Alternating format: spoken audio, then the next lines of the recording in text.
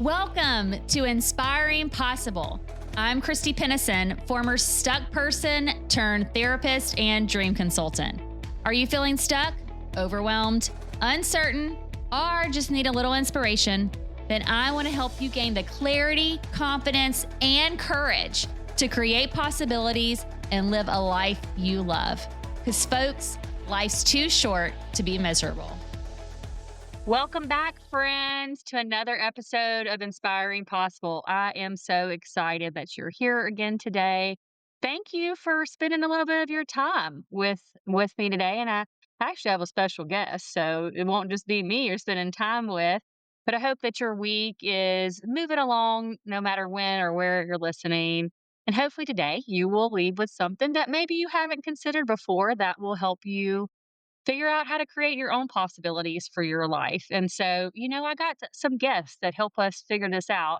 And today is no different. So I'm really excited to have somebody that can shed some light on how horses may be able to help you along your journey to create possibilities. Now, I know you're probably thinking, Chrissy, how is horses going to help me achieve my goals or move through my stuck places or find healing and hope for whatever moments that I'm in that might be challenging? Well, if you're curious, that means you just got to keep on listening.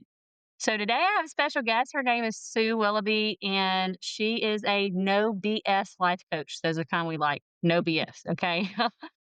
And she's really passionate about helping us learn how to overcome this thing called burnout, learn how to live life on your own terms, not on what somebody else's terms are or what somebody else has told you those terms should be. And she does that with the help of her four-legged friends. And so I'm excited to dive into this conversation today because I think hopefully it'll give you a different perspective on how sometimes other friends in life that may be four-legged and furry can help us figure out how to create possibilities. So welcome to the podcast, Sue. Yeah, thank you for the introduction, Christy. I'm really happy to be here with you today. Yeah. So, Sue, tell me, I'm just curious, how did horses come into your life journey, and maybe how did this all start for you? That's a that is a really good question because horses have been with me and in my sensory world for a very, very long time from the time I was a little kid. I just loved them. And I think, most girls go through horsey phases. Yeah, I did. I right? did. Yes. Did you take riding lessons and all of that? I didn't have riding lessons, but what's really interesting, and we won't dive too much into the story, but there was a time in my life as a child that I would say, maybe some childhood trauma there, just because some adjustments and things in life that were going on where my world was pretty stable. And then it kind of started to crack from decisions that, my parents were making at that point in life. And I remember one of the reactions to this stressor point was my dad actually purchased some horses. Okay. Wow. And he built a fence. I mean, we had a little bit of land, but it wasn't much. Yeah. And there was horses a part of that, what I'd call maybe harder time in my childhood. And so, and I remember I used to dream about horses probably from the time I was little. I wanted a cat and a horse. And it was interesting because I remember one Christmas I did get a cat, but it was a stuffed animal cat. It wasn't real. Oh, come on So, now. yeah, I know. But, actually, I got a real horse before I got a cat for a period of time That's in, what I'm in talking years. So, about. yeah. So, Yeah. horses actually are part of a little very small part of my journey along the way. Not huge, but yeah. Beauty was her name, was my horse Beauty. Oh, Hmm. nice. I had a horse named, Dream Angel. I mean, come on, that's like My Little Oh, I love Pony, that. right? That's it's like every little girl's, dream, literally. So yeah, they've always been a part of my life, and I love that you had that experience with them when you were young, especially during a rough time, and I can Hmm. imagine that when were feeling a little low or just a little whatever, could go and just be with the horses, whether you rode them or Yeah, just not. give it a hug, Yeah. brush it, yeah, it's crazy. I would have never put all these connections together that we'd go in this direction, but yeah, really, the horse did help me probably through that rougher time in my childhood, yeah. Yeah, they're really good at holding space for you. And when I was a kid, I mean, my parents were together until I was about 12. But when I can remember being really little, and when you're really little and your parents are like, "It's time to go to bed," and it's like, "No, it's daylight out, I don't wanna." So I'd go to my room and I'd sit there like, "I don't wanna be in bed," and I was staring out the back of my window, and I looked out one night and evening, whatever it was, and there were 2 horses drinking out of my little kiddie pool in the backyard, and I thought that all of my dreams had been I'm like, "I got horses." They were the neighbor's horse, he'd broken out of the pen, and they were just found their way to my You're like, "My backyard dreams came true. for a half a Santa Claus second. came to Yeah. town early." So and then, I went on a pony ride when I was little and, of course, went flying off because my crazy pony wanted to go back to the barn and have dinner. And I just loved it. I'm like, "Yeah, again, again." I was little, my mother was freaking out. And then as I got a little older, I wanted to take riding lessons, so I did, and by that time, my parents had split up, and I would beg my mom, I'm like, "Take me to the barn," because my mom was an alcoholic, and it was rough, and I kinda never really knew even when my parents were together, I kinda knew, like, what am I gonna walk into? What am I gonna Yeah. my comfort zone was discomfort, so I didn't have any what is this normal? I don't it was just weird, when you're growing up in that uncertain situation, um, but it did teach me to be very independent and to the point of, putting up walls because I was so independent and didn't have a lot of trust in other people, I guess. What? Yeah. Putting up walls because Yeah. of some Imagine that. some history in your childhood? That don't make sense. It never happens, right? Being very Ugh, sarcastic there. yeah, absolutely, right? So, yeah, and then I would go to the barn and I would just love it. I mean, I made friends with the family that owned the riding stable had, like, 6 kids, so I was just like another kid, and I would stay over for the weekend, and it was a blast. I mean, being with the horses all day, all night, listening to them eat, just their energy, and I didn't know why it made me feel so good, but it just made me feel, like, comfortable, and like I was supported and taken care of, just kinda like you were saying, you'd go out to the paddock and brush the horses and hug them and, maybe cry in their neck, I don't know. But they were there for you just and like they were there for me, and I didn't quite I didn't understand what that whole thing was, and why it felt so good until later on in my life, as a, um, teenager, then, and I moved out of the house fairly early because I was really independent and just was like, "Okay, I'm done here."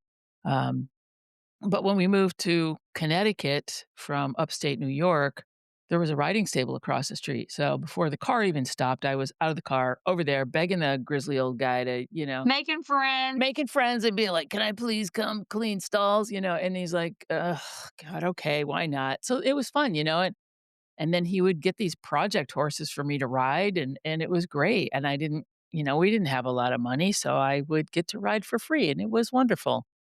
And then as I got a little older, I saw this ad in this like kind of local newspaper, sort of an alternative newspaper where they were looking for program people for summer camp for special needs individuals.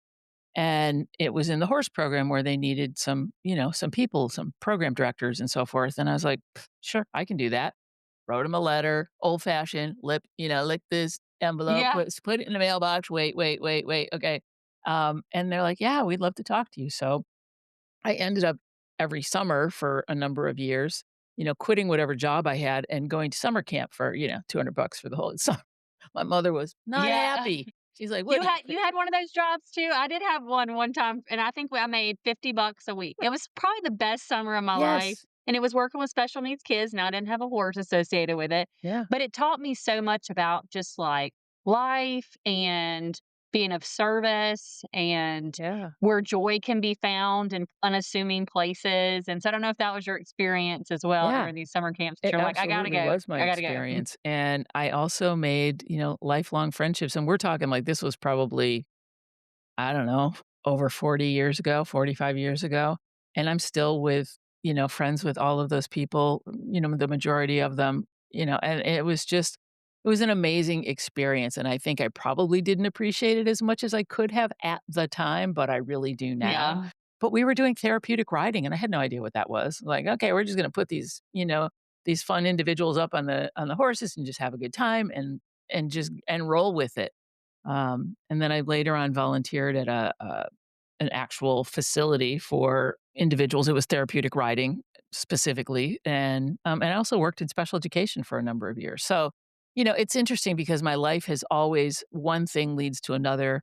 There's all these bricks in the foundation or cinder blocks in the foundation that just at one point they finally connect and make a really beautiful thing. And I really feel fortunate about that, that I've had all those experiences. But that's how the horses kind of Yeah, worked their way all the way. work their way in. Yeah, Yeah. it is always interesting when you really take some time to reflect. And if you're listening, and I challenge you to do this as well, of kind of what are the different, like, just I call them through lines or Yes. Yep. threads or whatever that tend to weave in and out of your life. Because there typically is some type of theme, or there might be something that you can find correlation, like this point led me to this point. And I think when we're thinking about moving to wherever forward or healing from the past or moving forward to the future, those through lines and those threads can sometimes be the guidepost to help us continue on the journey. And I guess yours, one of those were Yeah. horses and those experiences that got then lended from that experience with working with horses. So tell me a little bit about now that we're, fast Caught forward up. to 2025, Sorry. which I can't believe we're in 2025, I by know. the way. I wrote It's kind of 2026 the other crazy. day. I'm like, okay, wait, let's just not push this any more than we Let's slow this down. slow down. But tell me a little bit about now how you find in the work that you do, like who do you serve most and what are their kind of struggles and then how do you help them through that? Yeah, thank you. That's a great question. I serve mostly women of a certain age, or anyone else who is questioning their point in life. Perhaps they've lost their identity, or the identity that they have is no longer serving them. Uh, for women, that could be their career, it could be their family. And I'm not saying that they're going to walk away from their family, but maybe their kids have left, and they're like, "Well, what do I do now? Because I've been so wrapped up in being." A mom, a caregiver, a whatever. I mean, we're at that point in our life where your parents are getting older, aging, they need care now that maybe the kids are gone. Whatever it is, there is a shift going on, I think, when you hit a certain age. And it may start as early as 40, 45, where you start going like, okay, what do I want the next 20 years to look like? And if you're closer to retirement, you're like, well, what do I still want the next 20 years to look like? And not that you have to do that one thing, but it does start to bubble up, right? These questions start to bubble up. So it could be that, where someone's like, I just don't know where to start, or I don't know how to step out of this container, this comfortable container that I have created for myself. I don't even know what's out there. It scares the heck out of me. What do I do? How do I get out of my own way? How do I, you know, Yeah. take those first steps? So it could be that. It could just be that, maybe somebody's been in talk therapy or talk coaching or whatever for a long time, and they're just like, Okay, I hit a plateau." So it could just be a breakthrough session. It could be leadership. I want to move up in my career. I want to really work on my leadership skills. Horses are great for that because they're herd animals. So it's a really interesting combination. So it can be any one of those things or any combination of those things. And I also, Yeah. Well, yeah.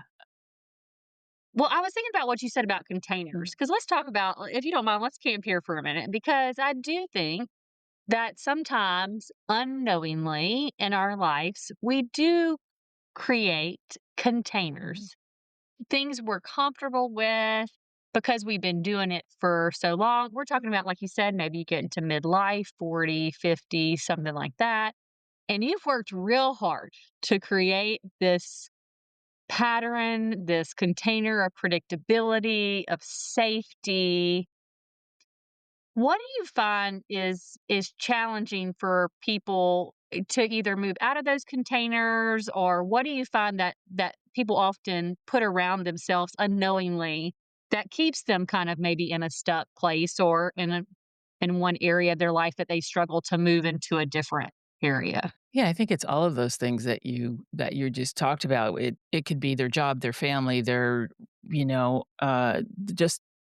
the way they drive to work. We become so habitual, and like you said, it's a comfort zone. It's a comfortable container, and I think the biggest challenge that women especially have is that, um, they are afraid to, well, just as humans, we're afraid to feel judged if we try something new.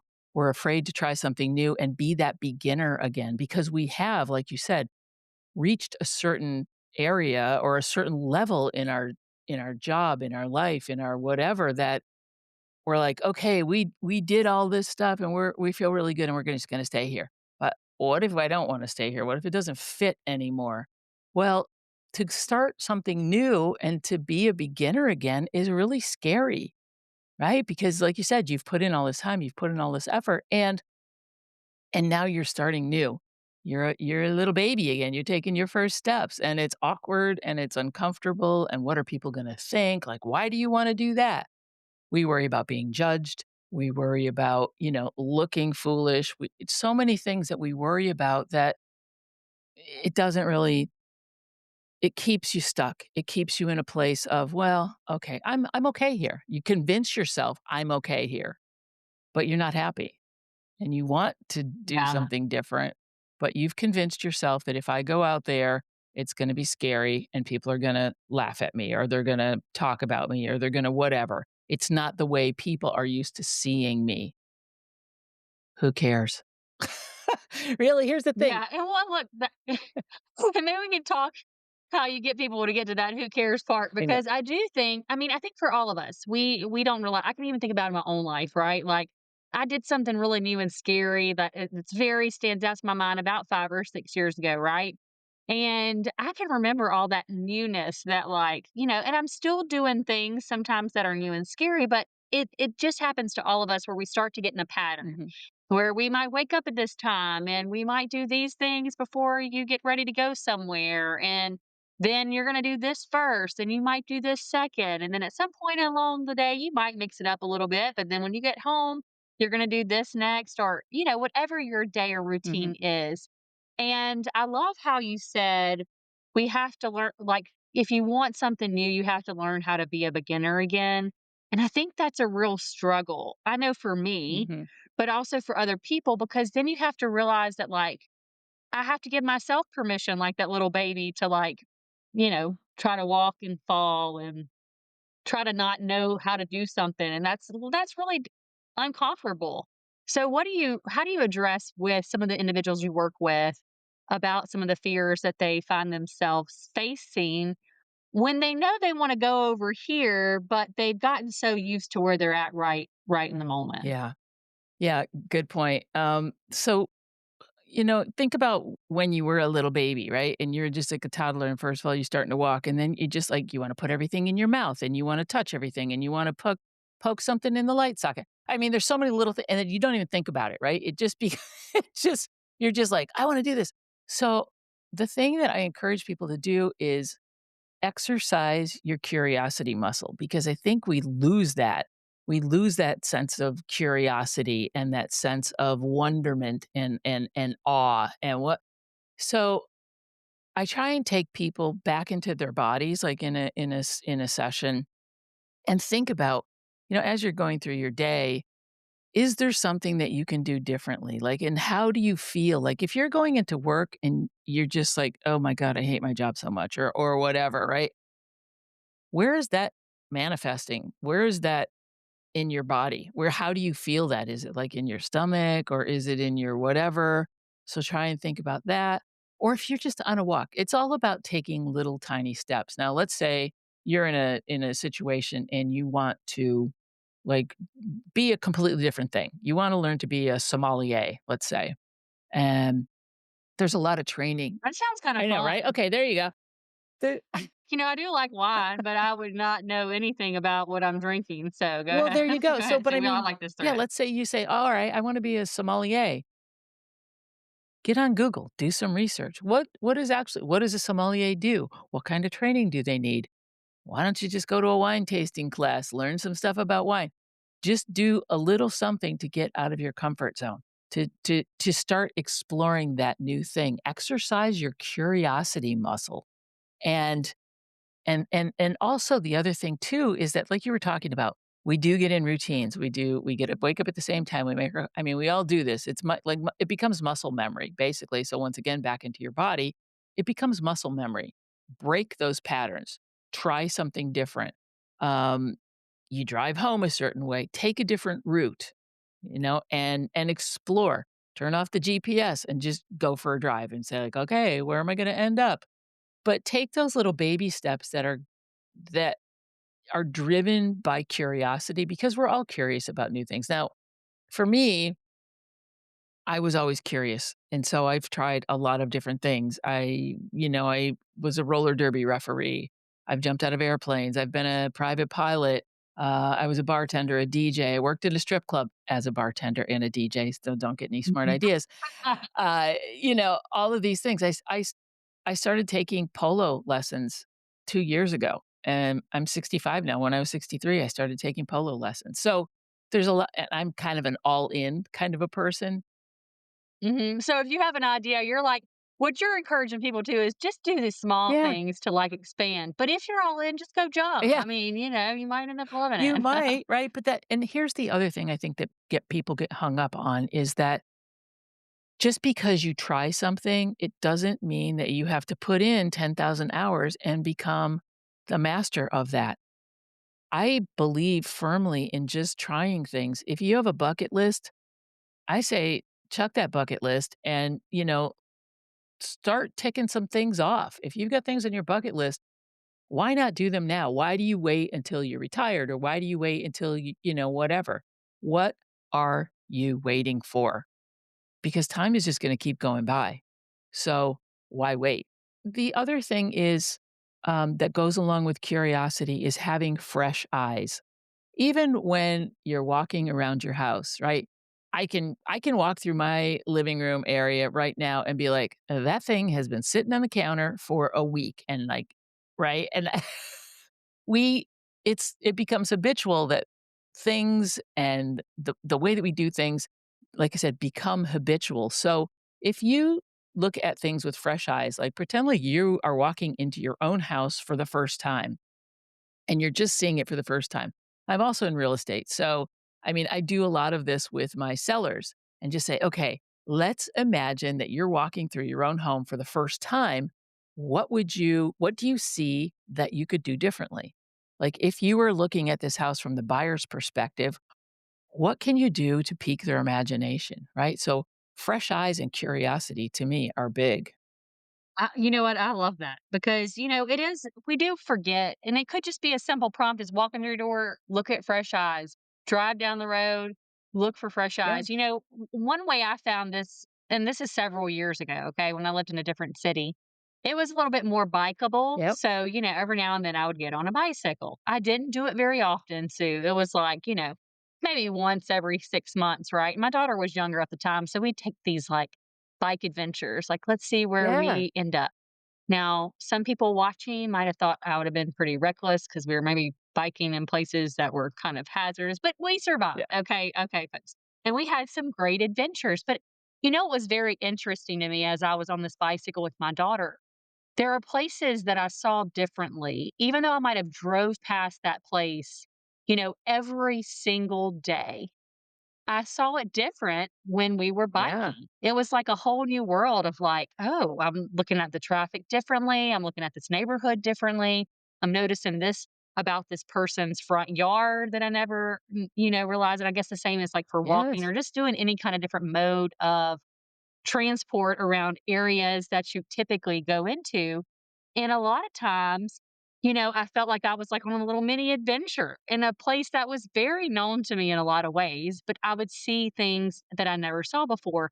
And so I guess what I'm hearing you say is that it's just that practice of kind of leaning into that ability to see things a little bit more closely or differently than you might have seen it before. And, I think that's something we all forget to do a lot of Mhm. times. I don't know about you, but I don't often just go in the room and be like, oh, yeah, let me see what this could look like if I clean up this pile of pictures over here that's been sitting 6 months, yeah. against this wall. Yeah, literally. There, I do. You can't see it, but I do have some pictures I over hear here that you. I'm like, Yeah, those came from an office that I moved from, and I finish a lot of things, but for some reason, those are still sitting there, you know? And now I have fresh eyes that they need to be hung on the wall You're welcome. soon. Thank you, thank you. But I do have a question that popped up as you were talking about this, because I do think I did this a few years ago. I had this goal setting group. I had this group of women, and this is like right before the pandemic hit or right after pandemic, I think. I can't remember. And I said, y'all come on over. We're going to just create some goals together and figure out where the year ends up taking us. And that's where probably this podcast really the idea of it was birthed, and the originality was from these goal groups I did. And one of the things that I found some people struggled with was creating these ideas or the bucket list or the things I want to try. And so I'm curious how you help people who really have a hard time tapping in because they haven't used that curiosity muscle or they haven't used that imaginative muscle in a while, just because they've been going through the motions. Is there anything that you do to help them kind of expand that viewpoint or their thought process on what could be something that they want to try or do or learn? Yeah, there's a lot of different ways to do it, and a lot of times when we're with the horse or when I'm not with the horses, I find this, it's like a 5 senses, meditation where you take the 5 senses and, you have people as we go through the meditation, it's an active meditation where it's like, find 5 things that you see, 4 things that you hear, 3 things that you smell, 2 things that you taste, 1 thing that you touch, or, something like that. And it kind of gets them back in their body, builds their awareness. And that's what horses are also great for. And I can talk about that a little bit as well and why they are good for that. But when you start to build your sensory awareness, it gets you out of your head, which is why people get stuck in, I don't even know what I want to do as a goal. I always love that question in an interview. It was always, I thought, a little on the BS side. Where do you see yourself in 5 years? Not at this company. Thank you. Bye. Uh, so, but I think when you start to come back into your body, and if you're sitting quietly and you're thinking about what 4 things am I actually hearing, right? It gets you out of your head and into your body and builds that sensory awareness. And that's a really good way to just sort of start to, start to like, oh, okay, wow, it's a little bit of an awakening. So a lot of times that's what we'll do. Maybe, if I'm doing a retreat with a group of people, we do that as a group, and then people can once the meditation is over, write down those things that they came up with, and like, okay, as you were building that sensory awareness, what else came up for you? And so it's kind of like because I think people get all up in their head because the minute you start to think about let's write down 5 goals that you want to achieve in the next however long. Well, there's this. Well, but if I do that, then and then you spiral off, right? People spiral off in their heads about, well, if I do that, then well, I don't have enough training for that. All the stories you hit play when you ask questions like that with people. It just starts those stories and those patterns that they can't break out of, and they're like, "Ah!" But when you get back into your body and you build a little bit more awareness, it's it breaks that pattern. It breaks into the thought, you can put the monkey mind away for 5 seconds, it's not gonna kill you, right? So, that's a really good tool Yeah. that I like, but I just think trying to build awareness and do that or have I was at a silent retreat once. Oh my god, okay, I thought I was not gonna be able to make that. I was all in on that. Sue, tell me how that experience was because, I've low key thought about this, but if anybody's listening, they realize that I've done this podcast for, I guess it's almost 2 years now. So obviously I don't mind talking. Okay. So this would be a real struggle for me to be silent for a period of time. But tell me about your experience about this silent retreat. Actually, it was a really beautiful experience. And it was funny because I carpooled with a bunch of people. I was driving, so I picked up like 4 other people, and of course, they're all nervous, and they're all talking 90 miles an hour in the car on the way there because 'cause they're all like, "Ah." But when you get there, and it was a situation where, we stayed all together, we had meals together, and the only communication you could have with other people was when we were, like, in a group thing and we were doing yoga or whatever, there was a little bit of communication, or we were on a dharma talk. This is something I never thought I would do, like, these words would never come out of my mouth, like, 10 years ago. And but we were even, like, sharing. But I you love it, tried yeah. things, right? You're like, "Maybe I wanna go try Yeah. that." Silent Yeah, retreat. and we Let's were do it. actually sharing rooms with people that we didn't know, and it just so happened that I was sharing r a room with this lovely woman, but our room was, like, landlocked. We were You had to go through the bathroom that 5 of us were sharing to get to our room. So, it was like, knocking on the door, waiting for I mean, it was kinda crazy. It was really You learn a lot about yourself, but there was this one activity that we did, and it was a walking meditation, and this is another great way to kinda get you out of your head. So the instruction was to pick a place in the field. Now, it was a beautiful, sunny, you know, 70-degree day and the grass and all of that, and the the leader just said, "Pick a spot and walk 10 paces in one direction, and then walk 10 paces in another direction, and just keep doing that.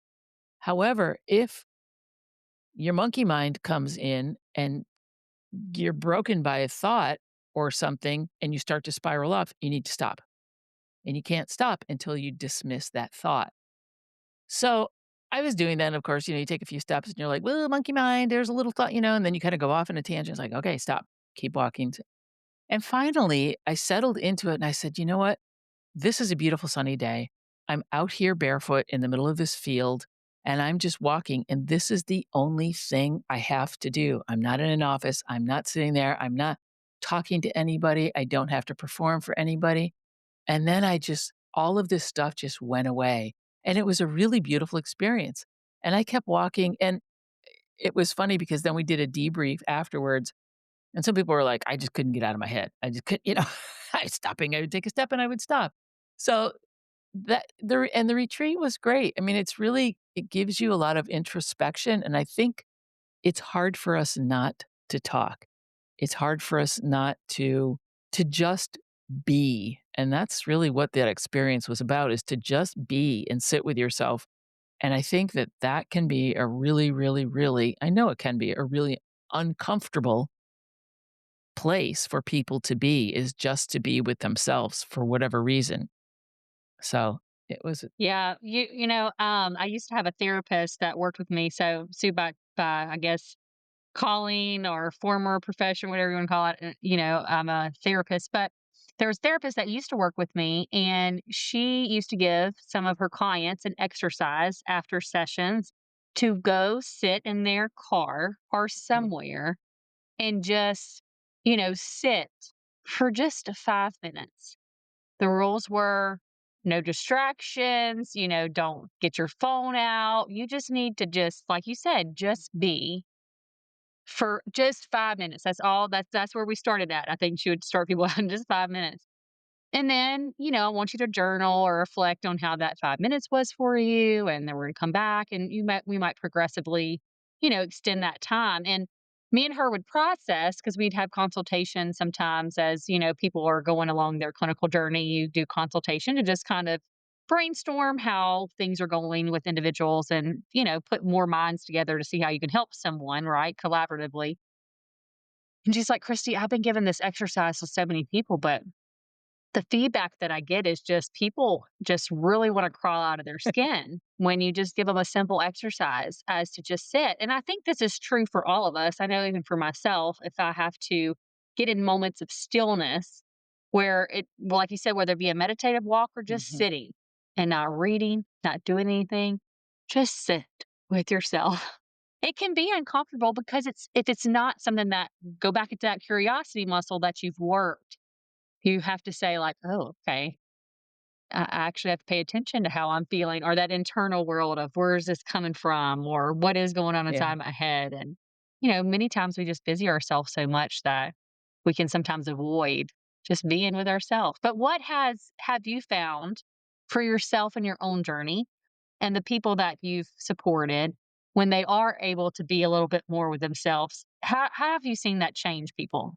First of all, I will say that just it's not a magic pill, right? It's not gonna happen overnight. It is a process. Oh, I'm What? sorry. Bummer. Eh. No, no. Wah, wah.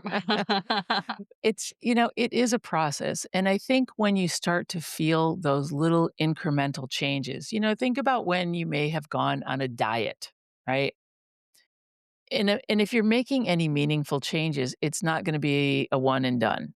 It's constant work, and that's how I have progressed over the years. I mean, my spiritual journey and my, curiosity journey about myself and peeling back all of those layers, and it's a little uncomfortable. It's a lot uncomfortable, and sometimes you peel back a layer and you're like, "Oh my god, what have I just unearthed?" It's like Put it away. picking up Put a it rock and going, away. "Ew, how long has that been there?"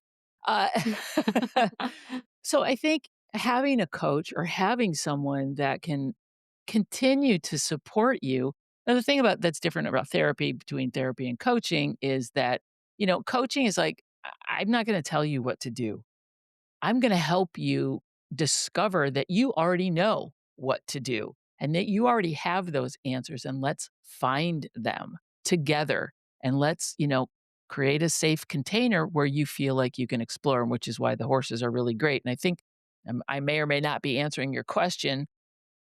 What was the point that you were really trying to get at here?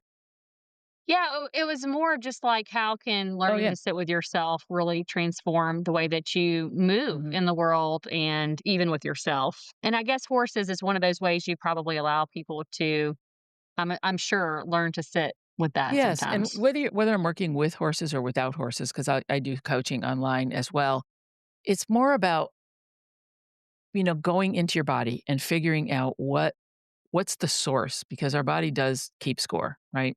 That it just does. And that there are when things come up for you, you feel them in your body before they actually come out, whether they come out in tears, whether they come out in anger, whether they come out in whatever it is. So I try and have people understand that the more we are curious and the more we look at what the source is, that's the way out. Those are the steps that you can take, those little turtle steps, those little baby steps to get out of wherever you are. And some people have had some severe deep trauma in their lives, and I'm not a trauma, therapist. That needs to be dealt with in a different way. But by just sitting with yourself, and a lot of times when people are in the arena with a horse, they don't even have to say anything, they don't have to do anything, but because they feel safe, because they feel supported, things are just gonna come up. And I don't push them, down, or, like, if someone starts crying by just walking into the arena with the horse, they may just melt down. I don't say, "Okay, well, that's great," and push it aside. I'm like, "Let's sit with that. Do you feel comfortable sitting in this place? And I'm gonna allow you to be here, and the horse and I, or I, if it's just a regular talk session, I want you to know that you're supported. When you feel comfortable, tell me what's coming up for you." So I allow them to sit with that and just be, and a lot of times people don't understand, they don't feel safe, they don't feel comfortable, they may not have people in their lives where they can just be. But if you're just taking that time to take a break, like you said, sit in your car, do whatever, I highly encourage people to just sit in nature. Take a chair and go sit in your backyard. And when you start to get antsy and when you start to get meditation is not perfection. And it doesn't even, it's not like you have to sit perfectly still in lotus position and om away, for 5 minutes. Just sit there, like you said, and be quiet.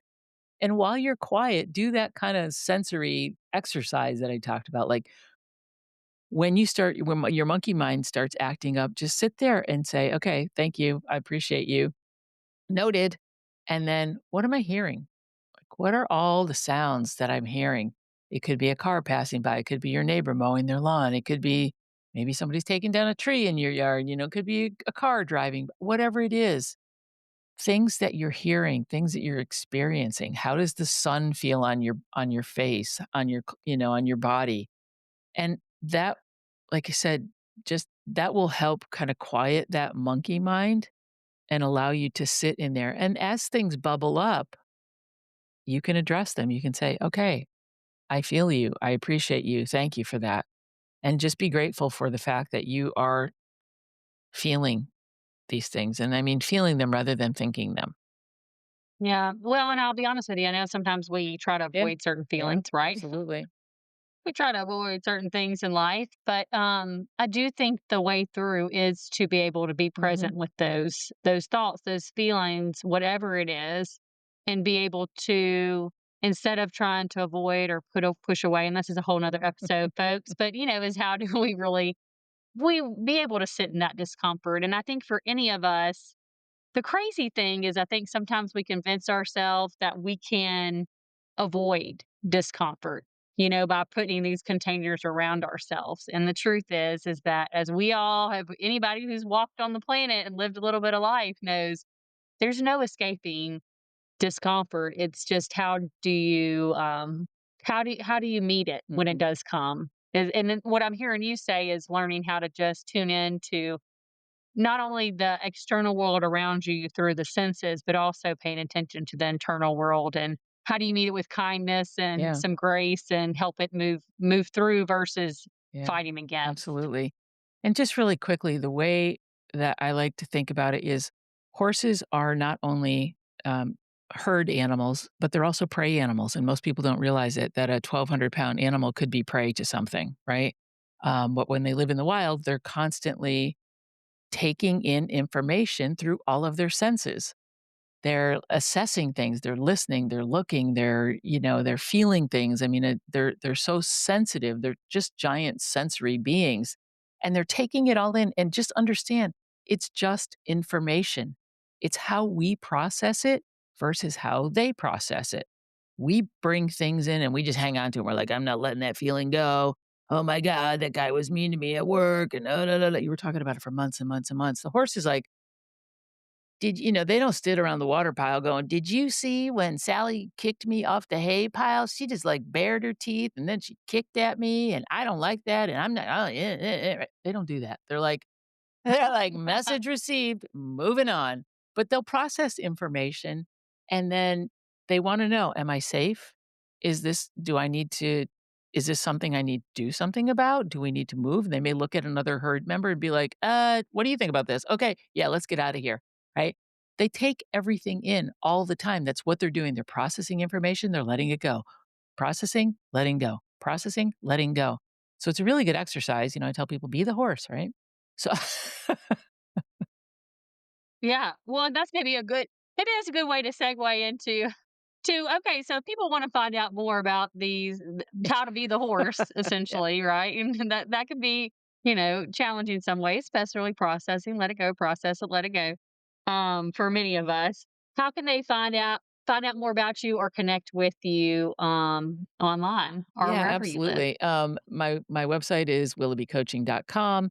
I highly encourage you to sign up for my newsletter or book a curiosity call. That's what I like to call them. It's not a coaching call, it's just a curiosity call. And I also have my own podcast currently called A Life Worth Being, and it's going to be renamed soon. We're going to have a little rebrand in July. So excited about that after Stay a year. tuned. Yeah. But follow me and find out what's going on. I also do group retreats, and you'll find those on my website under the events section. And I'm also on Instagram all the time, Sue_Willoughby. So there you go. Okay, awesome.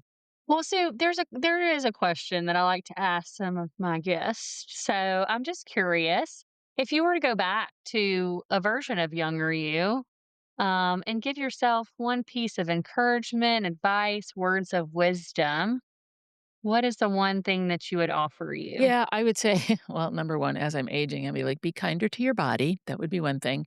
Uh, don't do a lot of dumb stuff. And secondly, I would say that you have all the pieces already, and they will fall into place. So, don't worry about how you appear to others.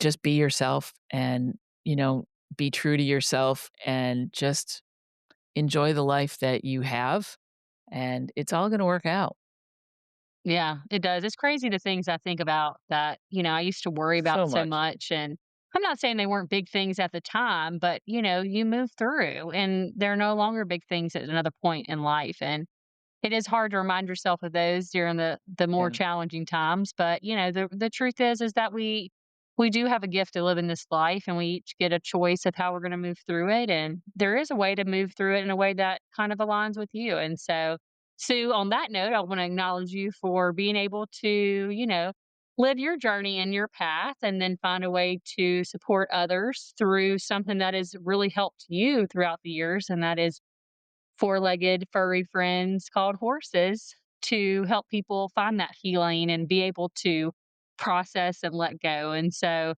I appreciate you coming on the show today and sharing some of those insights Thank with you for us. having me. Yeah. And if you are, yeah, absolutely. And if you are listening, y'all know I give y'all something that I'm taking away and I'm pulling out my little handy dandy notes over here. But the one thing that I really liked that Sue said, among a few things she said, is remember it's okay to begin again. No matter where you're at, you can be a beginner in something and you can start something new. And even though it's scary, it still can be a great adventure. And you can find out what are the things that really resonate with you at any point in life just by trying. And then don't be afraid to be curious. And I encourage you this week to go out and look at things with some fresh eyes. Until next time.